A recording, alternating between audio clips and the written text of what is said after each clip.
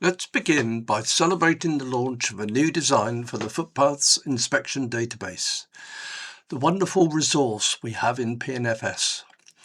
It shows all the rights of way in our area and the condition of the paths. It is a unique resource available only to PNFS. A walk in Silverdale at the northwestern corner of our region has become an annual event. This year there were two walks, one led by Ross Middleton and one by Udo Pope. It was a memorable and successful day. Also in July, Chris Davis and I met with members of East Cheshire Ramblers to consider a path which has been closed since before 1999. The problem is the lack of a footbridge over the Todbrook. We recommended the path should be opened with a warning to walkers the river must be forded when the weather allows. In Stile Woods near Wilmslow, National Trust shocked everyone by closing and demolishing this bridge at Giant's Castle. This beautiful walking route has been walked by thousands over many decades. PNFS is supporting a campaign group to reverse this disastrous decision.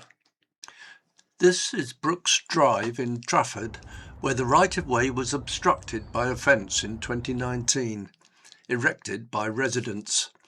Martin Hamper collected evidence statements and prepared the case to demonstrate that the right-of-way existed at a public inquiry in July. PNFS employed a barrister to speak on our behalf, and in September we learnt that we'd won the case. Well done, Martin. We're waiting for Trafford to enforce the order. A stalwart of the society, Paul Easthope, announced that after 12 years as treasurer, he was ready to retire. We now have a newly appointed treasurer, Martin Pugh, and also in the autumn, Bruce Westwood, who had applied to be treasurer, volunteered to become a trustee. The half-year meeting in Sheffield was badly affected by the storms, which led to many cancelled trains. But Morag Rose of Manchester Loiterers Resistance gave an interesting talk based on her new book, The Feminist Art of Walking. Blackshaw Head near Hebden Bridge has a maze of rights of way crisscrossing the hillside. 3 of us conducted a group inspection there in November and had a useful day. But we need more people to join group inspections in 2026.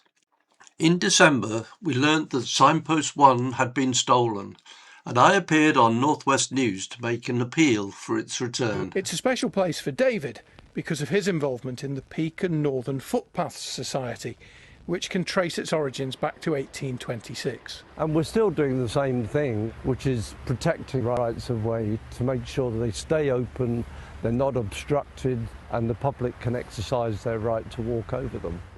The Society also puts up signs to help.